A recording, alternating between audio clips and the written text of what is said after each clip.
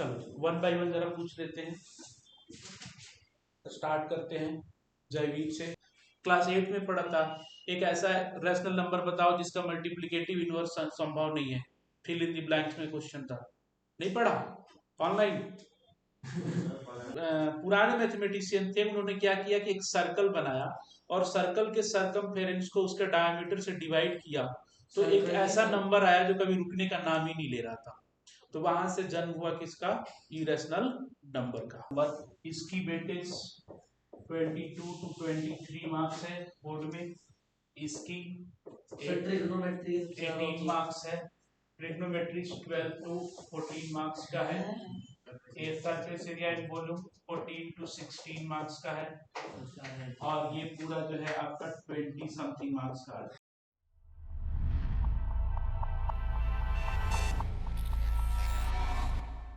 तो class 9th में ना पॉलिनोमियल में मैंने एक चीज बताया होगा कि अगर किसी पॉलिनोमियल की degree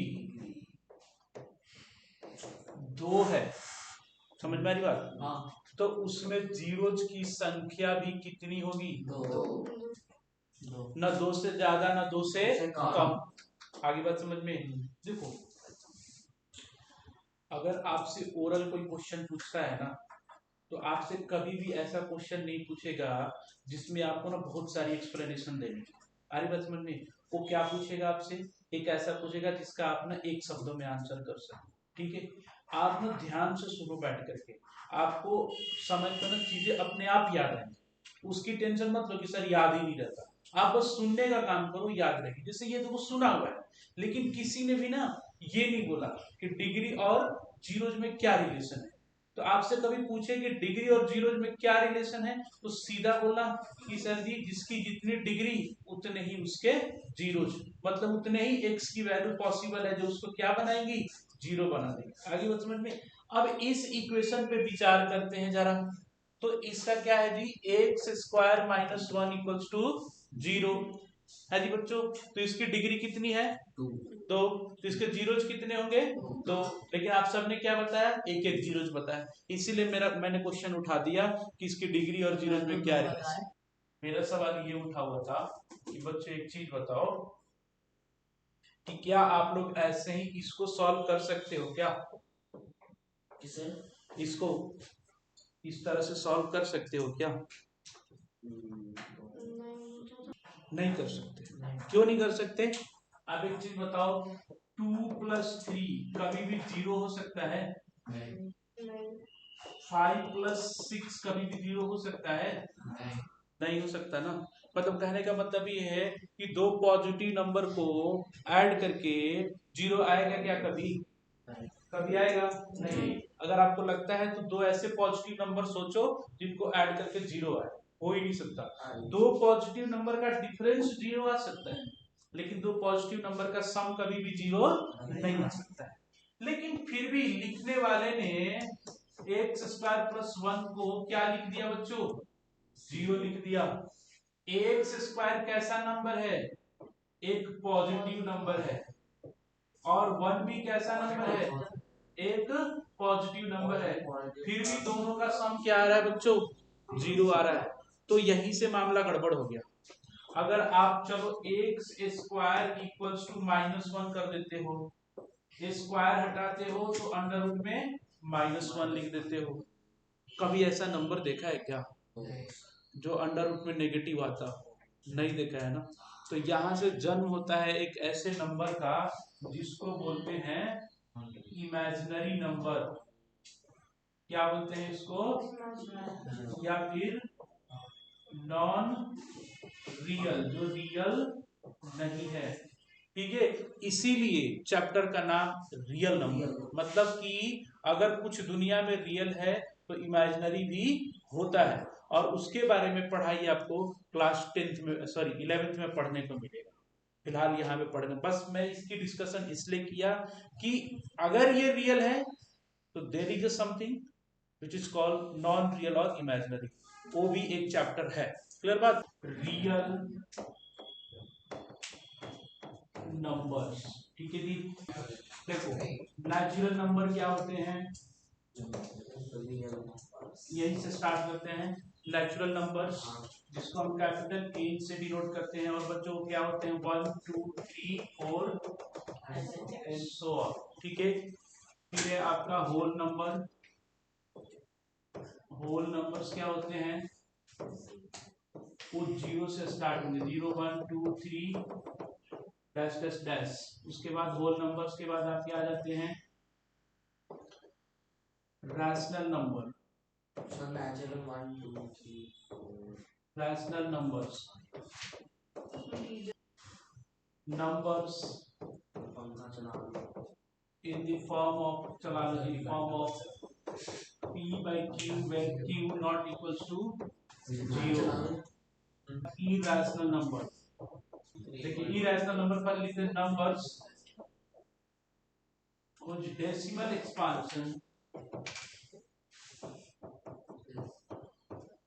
expansion are non-terminating and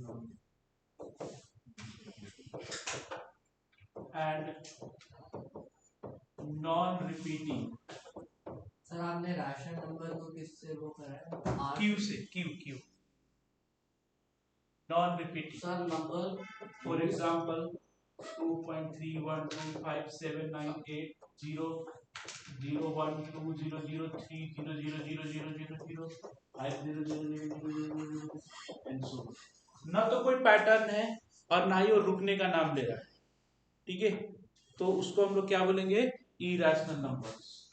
under root में नॉन परफेक्ट स्क्वायर, इसको भी क्या बोला जाता है, इरेशनल नंबर्स, ठीक है। पाई ये भी क्या है, एक इरेशनल नंबर्स, ठीक है बच्चों। 22/7 और 3.14 ये सब इरेशनल नंबर नहीं हो सकते, ध्यान रखना। ये दोनों में से कोई सा भी इरेशनल नंबर नहीं होता है, ठीक है। और ना ही पाई की वैल्यू 22/7 होती है।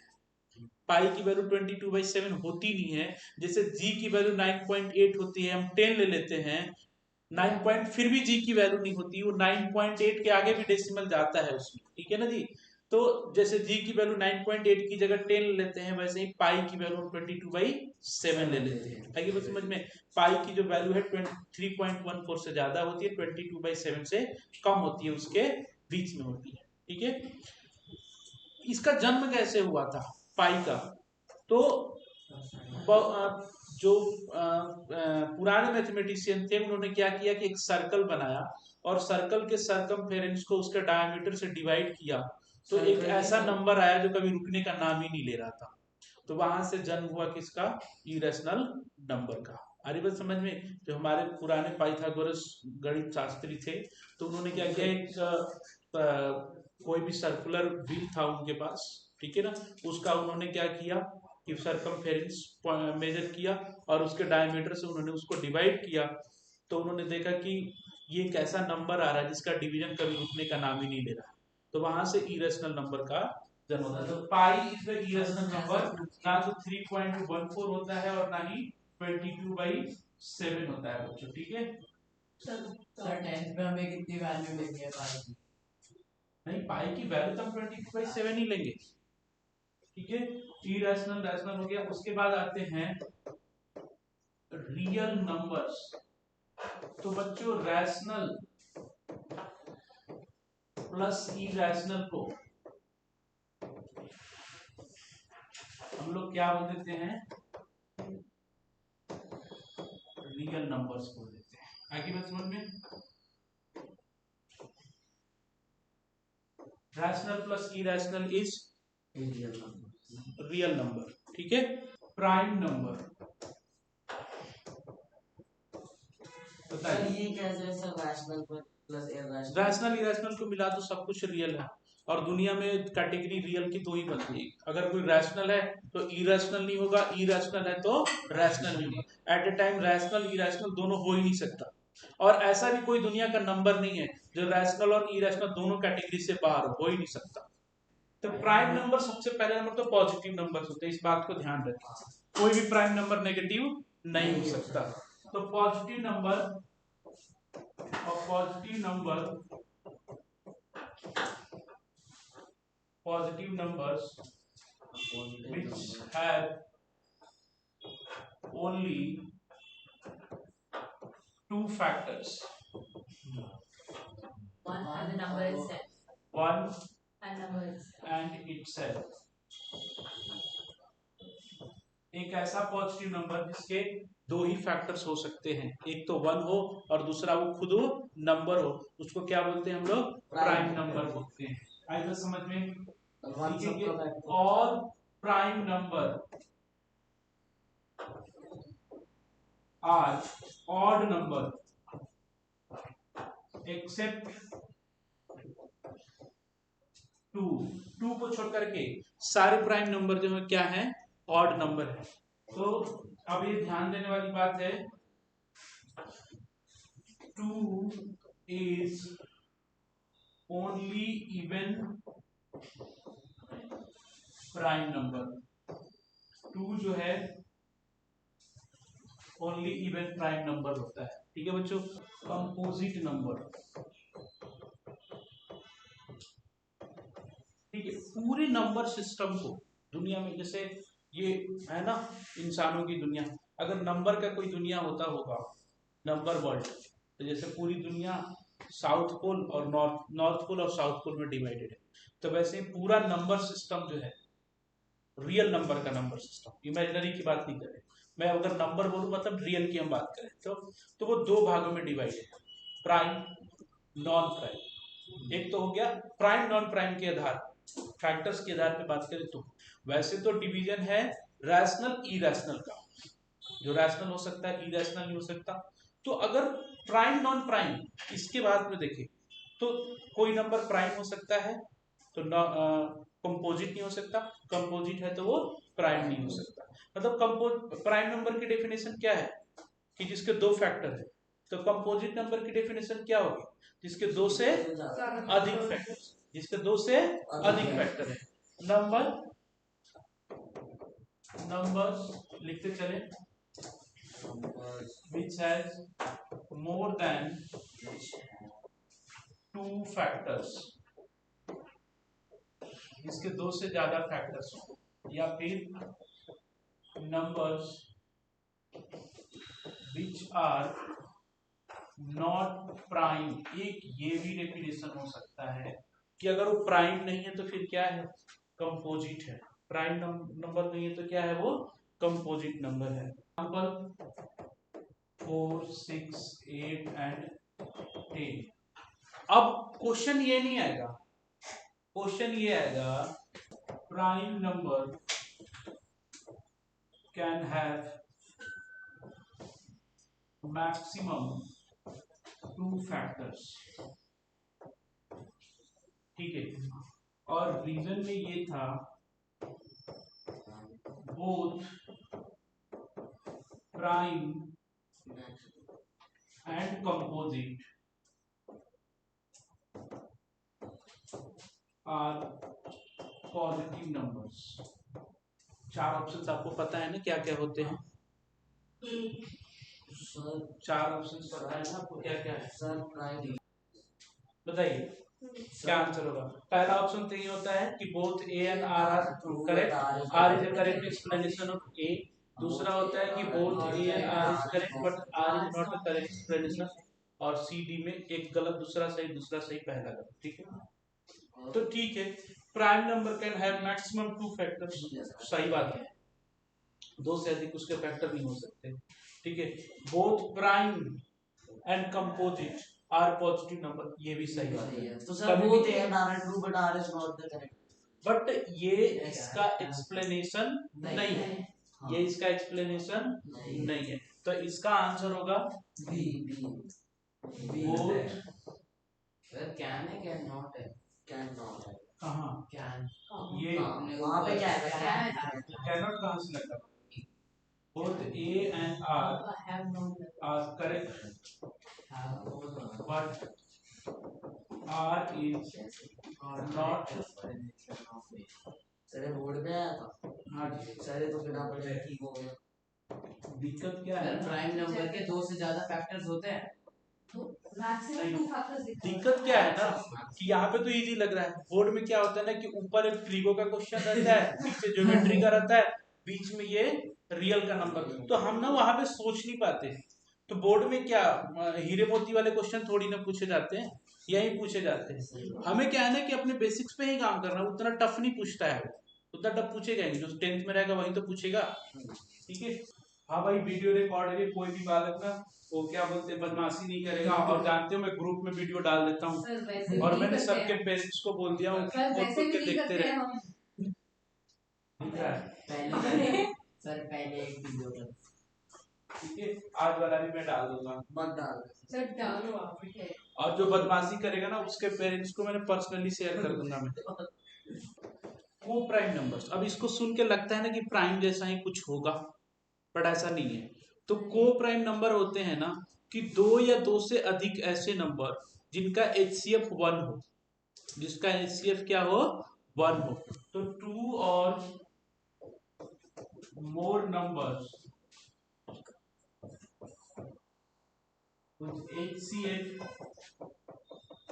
is 1, दो या दो से अधिक ऐसे नंबर जिनका HCF क्या हो, 1 हो। जैसे एग्जांपल के तौर पर देखिए 2 और 3, इसका HCF क्या होगा, 1 ही होगा। 3 और 5, इसका भी HCF क्या होगा, 1 होगा। 3 और 8, इसका भी HCF क्या होगा, 1 होगा। अगर किसी चीज में कुछ भी कॉमन नहीं है तो क्या कॉमन है, 1 कॉमन है। अच्छा, 8 एंड 9, इसका भी HCF क्या है, 1 है। पता है मैं क्या बताने की कोशिश कर रहा हूँ, देखो यहाँ पे दोनों प्राइम थे तब तो वो को प्राइम HCF 1 हो गया, यहाँ पे भी दोनों प्राइम नंबर है तब भी HCF क्या हो गया, 1 हो गया। यहाँ पे एक प्राइम और एक कंपोजिट है, उसके बावजूद भी उसका HCF क्या है, 1 है। यहाँ पे दोनों क्या है, कंपोजिट नंबर है, क्योंकि 3 भी कंपोजिट नंबर है और 9 भी कंपोजिट नंबर है। तो को प्राइम नंबर कहने का मतलब ये नहीं है कि उसमें वो प्राइम है, वो प्राइम हो भी सकता है और प्राइम नहीं भी हो सकता है। आगे बात समझ में, प्राइम हो भी सकता है और प्राइम नहीं भी हो सकता है। तो को प्राइम का मतलब होता है कि जिसका HCF 1 होता है। अच्छा, हर को प्राइम नंबर के फैक्टर्स में बदला जा सकता है। हर को प्राइम नंबर, देखो इसको क्या लिखेंगे हम, 2 का क्यूब लिखेंगे, और 9 को क्या लिखेंगे हम लोग, 3 का स्क्वायर। ये इस बार के बोर्ड में पूछा हुआ है कि एवरी को prime number can be written in the form of, तो हम प्राइम नंबर के फैक्टर्स में उसको हम लिख सकते हैं। आगे बस समझ में, तो ये बात हमें नोट करने वाली है। तो लिखेंगे यहाँ पे एवरी को prime number can be expressed as the factors can be expressed in the form of prime numbers। Prime numbers के फॉर्म में इसको बदला जा सकता है। दूसरा बात है, इस बार एक और क्वेश्चन पूछा था MCQ में ही कि क्या प्राइम नंबर का स्क्वायर क्या होगा, प्राइम होगा या कंपोजिट होगा, सोच के बताइए।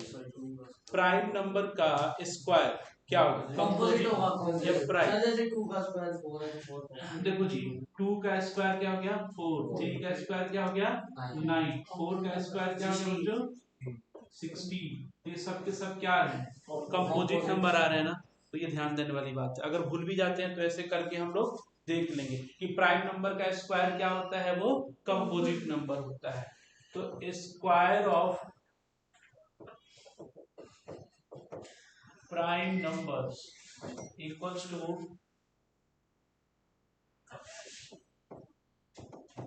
Composite number. वो क्या होता है, वो आपका वो कंपोजिट नंबर होता है।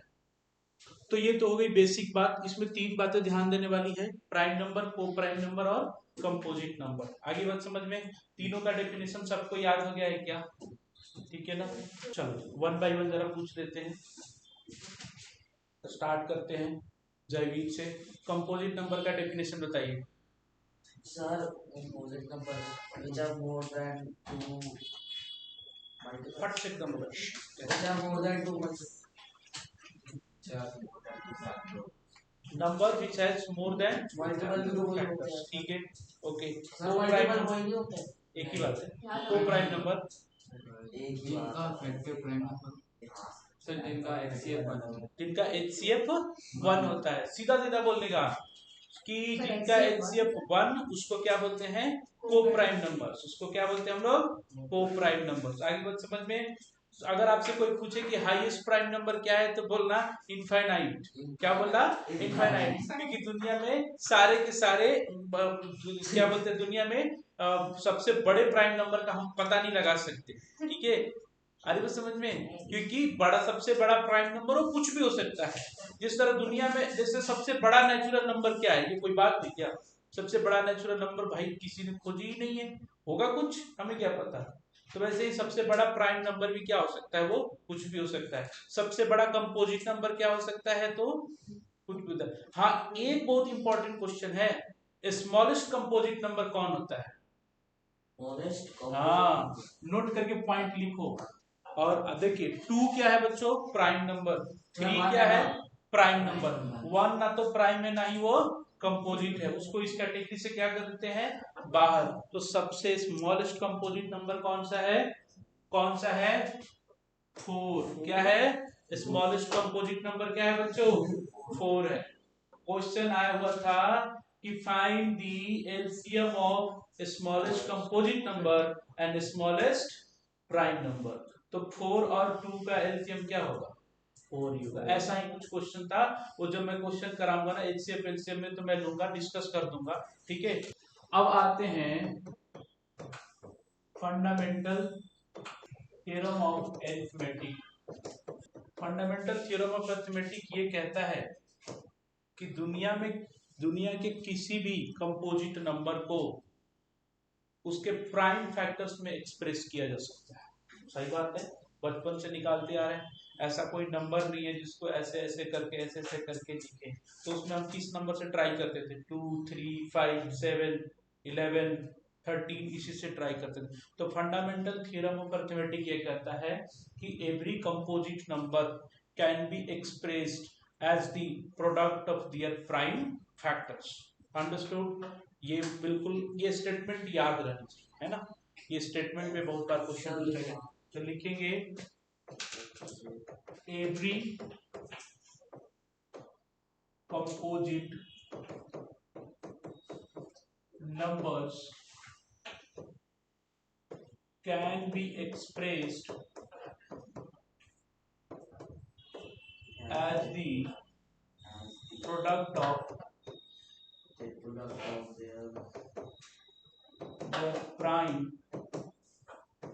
factors प्राइम फैक्टर्स के प्रोडक्ट में उसको एक्सप्रेस किया जा सकता है ठीक है तो हम लोगों ने क्या पढ़ा फंडामेंटल थ्योरम में every composite numbers can be expressed as the product of their prime factors दुनिया के जितने भी कंपोजिट नंबर्स है उनको उसके प्राइम फैक्टर्स में आप क्या कर सकते हो बदल सकते हैं मतलब कि let x be any composite number then x can be p into q into r into s the power n1 n2 n3 n4 आप ऐसे लिख सकते हैं अब यहाँ पे बच्चों ये PQRS क्या है PQRS क्या है प्राइम नंबर है और n1 n2 n3 n4 ये क्या है आपके नेचुरल नंबर्स हैं है ना होल नंबर्स बेसिकली सर एक बार दोबारा समझाओ बस समझा रहा हूँ होल नंबर्स पूरा मैटर ही समझा देता हूँ टेंशन न लीजिए ठीक है ये बहुत ही आसान काम है और ये ऐसा नहीं आपने बहुत पहले से इसको देखते आ रहे हो है ना एग्जाम्पल के तौर पे जैसे मैंने लिया 140 क्या ले लिया मैंने ये कंपोजिट नंबर है 140 ले लिया तो चलो 140 को आपने सबसे पहले किस नंबर से डिवाइड करना है 2 से, जिससे डिवाइड करेंगे उसको यहाँ पे लिखेंगे। आप ये वाला काम भी कर सकते हो, लेकिन जमाना आजकल थोड़ा फैंसी हो गया है तो आपको ऐसे करना है, ठीक है। इसको ट्री मेथड बोलते हैं। क्या बोलते हैं? Tree method. आप पेज पे क्वेश्चन भी पूछेगा तो ये कितना आ गया बच्चों? 70। ये कितना आ गया? 70। ठीक है। अच्छा, इसको 2 से डिवाइड कर सकते हैं क्या? तो ये कितना आ जाएगा? 35। अब इसको हम 2 से नहीं कर सकते तो किससे करेंगे? 5। ये कितना आ जाएगा? 7। ठीक है। तो 140 को हम क्या लिखेंगे? 2 का स्क्वायर इंटू 5 इंटू 7। ध्यान से देखेंगे बच्चों,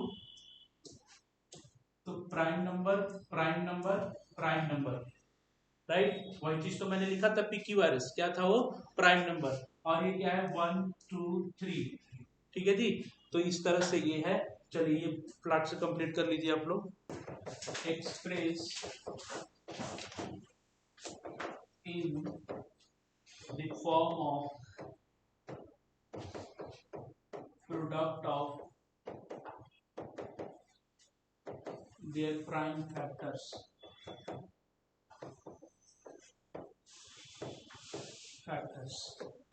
पहला ले लीजिए 1176। चलो सारे बच्चे शुरू हो जाओ। इसको 2 से करेंगे 588, फिर 2 से करेंगे कितना? 294। 294, फिर 2 से करेंगे तो 147। अब ये 7 से जाएगा। 7 से 3 से जा रहा है क्या? 3 से भी जा रहा है सर। हाँ तो 3 से जा रहा है तो सर 7 से जा रहा है।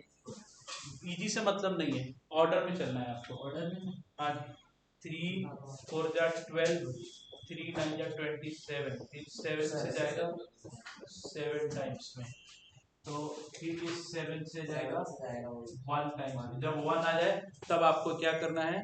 स्टॉप कर देना है। 1176 इक्वल्स टू 2 का क्यूब इंटू 3 इंटू 7 का स्क्वायर। हालांकि ऑर्डर से मतलब नहीं है, लेकिन फिर भी इसी पैटर्न को आपको फॉलो करना है। आगे बात समझ में? 7429। भाई ध्यान रहे, एग्जाम में ना ये फंसा देता है आपको। यहाँ पे इजी लग रहा है, 2 4 से ना हो ना तो आप परेशान हो जाओगे। ठीक है, तो इसको करते जाओ और प्राइम नंबर से ही ट्राई करना है। ठीक है। से जब हम करते हैं तो 4 3 सर दोबारा 17 से करेंगे। अब ध्यान से बात है कि अब 17 से आगे वाले नंबर से करो या 17 से ट्राई करो। ठीक है। मान के चलो जैसे 17 से करते हैं तो 17 3 जा 34, 17 2 होता है। 17 2 जा 34, तो 6 और 3 9 97 नहीं जाएगा।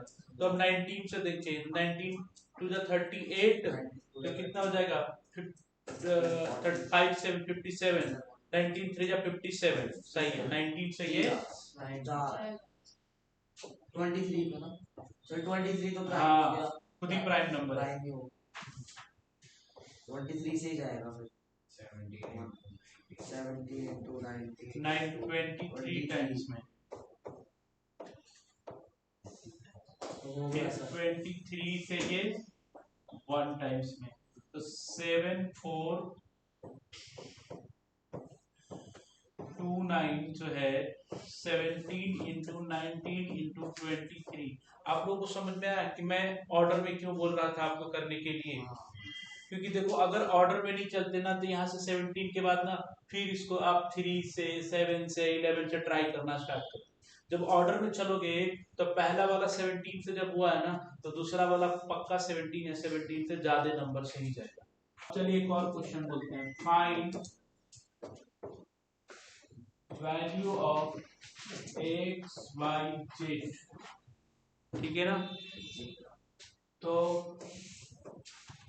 z को 2 से किया, y मिला, y को 3 से किया, x मिला, ये कैसे किया x को 5 से किया। क्या हुआ सर? ये कैसे किया सर? चलो x से किया, 5 से किया तो 7 मिल गया। Find x y z। 210 sir, z की वैल्यू 210 देखते हैं। हाँ, सही है तो इसको क्या करना है बच्चों, आपको सीधा सीधा क्या करना है, मल्टीप्लाई करते चलना, ठीक है। तो 7 into 5 कितना हो जाएगा, 35, ठीक है। और x into 3 क्या देगा हमें, y देगा। 3 into x इक्वल्स टू हमें क्या हो जाएगा, y। तो 35 into 3 क्या हो जाएगा हमारा y। तो यहाँ से y की वैल्यू 105, ठीक है। और y into 2 हमारा क्या मिल जाएगा, z। y into 2 equals to क्या हो जाएगा, z। तो z इक्वल्स टू 105 into 2, तो 210। इसमें डायरेक्ट थ्योरम सर बस एक चीज नहीं समझ आई सर, क्या, कि आपने सर यहाँ पे प्राइम नंबर लेने हैं सारे लास्ट तक। वो तो मैंने ले लिया रैंडमली, आपसे कुछ भी हो सकता है, वो तो प्राइम नंबर ही रहेगा। सर पता कैसे चलेगा क्या इसमें नीचे का? सर हम वो मैंने रखा तो नहीं, ये तो तुमको दिया रहेगा ना, अच्छा ये दिया रहेगा। ये निकालना तो तुमको ये वाला है, LCM and HCF by prime factorization method. मतलब कि एलसीएम और एचसीएफ हमें बताना है प्राइम फैक्टराइजेशन मेथड से, ठीक है। तो अब सबसे पहले आपको क्या करना है, स्टेप्स में जितने भी नंबर्स हैं उनको सबसे पहले प्राइम फैक्टर्स में क्या कर दो, कन्वर्ट कर दो। तो लिखिए express all the numbers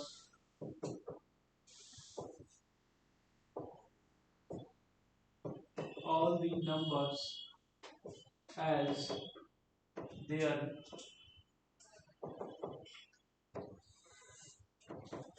product of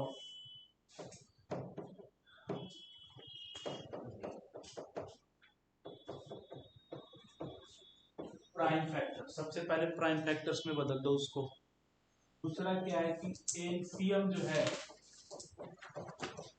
product of common as well as non-common factors with highest power।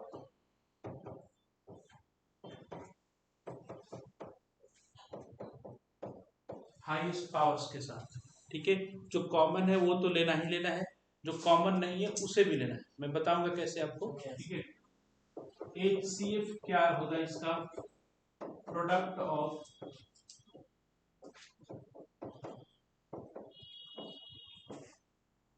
Common factors with least powers के साथ, product of common factors with least power, सबसे छोटे पावर्स के साथ, तो क्या हो जाएगा, एचसीएम होगा। दूसरा बात है एलसीएम इनटू एचसीएफ, ये खत्म हो गया। अब ये ना स्टेप्स का पार्ट नहीं है, ये ऐसी एक जानकारी के लिए है कि एलसीएम इनटू एचसीएफ हमेशा क्या होता है, प्रोडक्ट ऑफ नंबर्स के बराबर होता है। एलसीएम इनटू एचसीएफ जो होता है प्रोडक्ट ऑफ नंबर्स के बराबर होता है। हम लिखे तो बोलता हूं, find the LCM and HCF, find the LCM and HCF of the following pair of numbers, LCM and HCF, find LCM and HCF of the following pair of numbers by prime factorization method, by prime factorization method। पहला लिखिए 135 and 225, पहला 135 and 225, 135 and 225, इसका add करके एक बार हम लोग देख लेते हैं, ठीक है बच्चों। तो आप क्या करो, 135 को कैसे करोगे, 3 से करोगे तो क्या हो जाएगा 45, 3 से करोगे तो 15, 3 से करोगे तो 5, 5 से करोगे तो 1, ठीक है। तो चलो 135 को यहाँ पे हम 3 का पावर 3 इंटू 5 लिख देंगे, ठीक है ना। सिमिलरली हम इसको करेंगे 225 को इसको जब हम 3 से करते हैं तो क्या आता है ये, बताइए 3 7 जा 21 75, वेरी गुड। 3 से करेंगे तो 25, फिर 5 से करेंगे तो 5, फिर 5 से करेंगे तो 1। तो बच्चों 2 2 5, ये क्या हो गया 3 का स्क्वायर इंटू 5 का स्क्वायर। ठीक है, अब जब आपको एलसीएम लिखना हो, ध्यान से देखिए, एलसीएम लिखना हो तो एलसीएम में मैंने क्या कहा था कि जो कॉमन है और जो कॉमन नहीं है सब लिखना है। संयोग से यहाँ पे दोनों के दोनों कॉमन है। कौन से दोनों भाई? तो मैं इन दोनों की बात कर रहा हूँ, 3 और 5 की ना, इसकी इसकी इसकी और इसकी बात कर रहा हूँ, ठीक है ना। तो देखिए, तो सबसे पहले तो जो कॉमन नॉन कॉमन है सब लिख दिया 3 और 5। अच्छा, 3 के 2 पावर है, यहाँ पे 3 है, यहाँ पे 2 है, तो एलसीएम लेते समय मैक्सिमम लिया जाएगा पावर, जो दोनों में बड़ा होगा वो वाला लिया जाएगा। तो दोनों में बड़ा कौन सा है? 3 और 2 में बड़ा कौन सा है? 3। तो यहाँ पे क्या ले लोगे आप? 3। यहाँ पे 5 का पावर क्या है? 1। यहाँ पे क्या है? 2 है। तो कौन सा लेंगे हम? 2 लेंगे, बड़ा वाला लेंगे, छोटा वाला नहीं लेंगे। क्या लेंगे हम? बड़ा वाला। तो ये हो गया। अब 3 का पावर 3 कितना? 27 इंटू 25, ये क्या हो जाएगा? इसका एलसीएम हो जाएगा। और एचसीएफ क्या हो जाएगा बच्चों? तो देखिए, दोनों में अब दोनों ही नंबर कॉमन है, इसमें दोनों ही नंबर कॉमन है, तो 3 इंटू 5 फिर से लिखेंगे, ठीक है, 3 इंटू 5 फिर से लिखेंगे, लेकिन अब छोटा पावर लिया जाएगा। 3 और 2 में छोटा कौन? तो 2। 1 और 2 में छोटा कौन? 1। तो कितना? तो 9 इंटू 5 कितना हो गया? 45। इसका क्या हो गया? एचसीएफ। और 27 इंटू 25 क्या हो गया? इसका 675 आ रहा है, ठीक है। इसका 675 क्या आ जाएगा? एलसीएम। अगर आप चेक करना चाहते हो कि मेरा एलसीएम एचसीएफ सही है क्या, तो आप क्या करो, नंबर्स क्या है बच्चों? 135 225, इसको मल्टीप्लाई करो और 675 इंटू 45 करो, दोनों तरफ इक्वल है। सर बस इतना याद रखना ना कि एलसीएम के टाइम के कहते बड़े वाला पावर लेना और एचसीएफ। हाँ, ध्यान रहे, एलसीएम में बड़ा पावर, एचसीएफ में छोटा पावर, ठीक है जी।